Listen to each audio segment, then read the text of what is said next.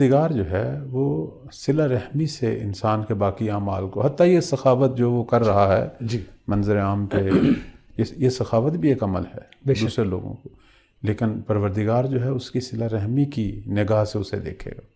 میں یہاں حدیث قدسی کا ایک جملہ جو ہے ناظرین کی خدمت میں، آپ کی خدمت میں پیش کرتا ہوں۔ جی پروردگار نے حدیث قدسی میں فرمایا کہ میں خدائے رحمان ہوں، اور میں نے رحم کو جو ہے وہ خلق کیا اور پھر رحم پر اپنا نام رکھا۔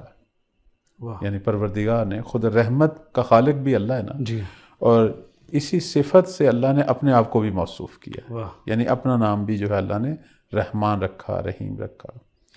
اور اس کے بعد پروردگار فرما رہا ہے کہ پس جو بھی صلہ رحمی کرے گا میں اسے اپنی رحمت کے ساتھ متصل کر دوں گا، اور جو قطع رحمی کرے گا میں بھی اسے اپنی رحمت سے محروم کر دوں گا۔ سبحان اللہ۔ اب آپ دیکھیں نا کہ ایک شخص چاہے وہ جتنا بھی عبادتوں میں، دیگر مسائل میں وہ آگے ہے، اگر صلہ رحمی نہیں کرتا تو گویا اللہ کی رحمت سے محروم۔